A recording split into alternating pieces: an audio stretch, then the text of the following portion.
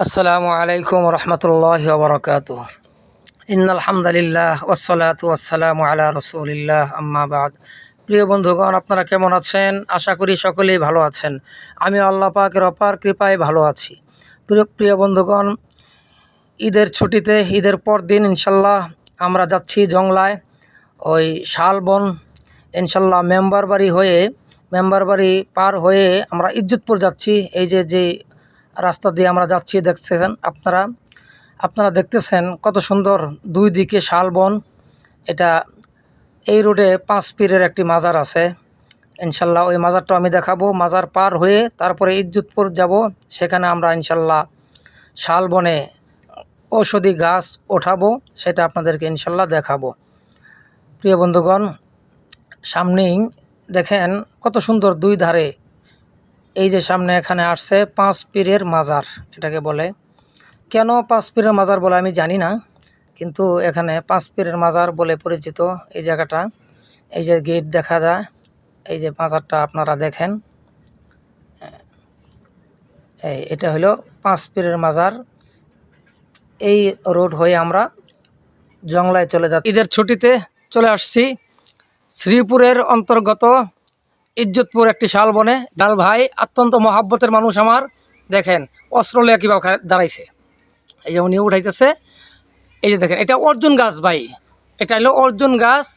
দেখেন গাছে পাতা নাই, কত বড় গাছ জঙ্গলার ভিতরে, কিন্তু এই গাছের দেখেন চামড়া উঠায়া কি অবস্থা করছে। আমার ভাই উঠাইতেছে তো, আর বলতেছে যে আমার কষ্ট লাগে এটার চামড়া উঠাইতে।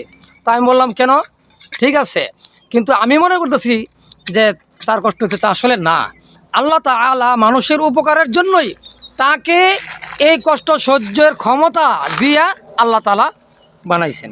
তো দেখেন প্রিয় বন্ধুগণ, এই যে কত সুন্দর গাছ।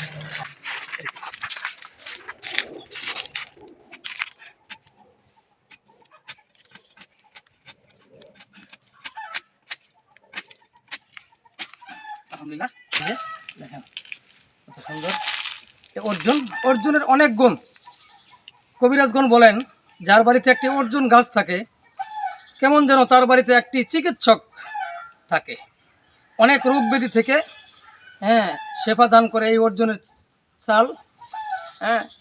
এমনও প্রমাণ আছে যারা হার্টে দুর্বল, একেবারে হাবাইতে অবস্থা খারাপ, সিঁড়ি দিয়ে উপরে উঠতে পারে না, নিচে নামতে পারে না, হাঁপানি শুরু হয়ে যায়, তাদের জন্য খুব কাজ করে এটা।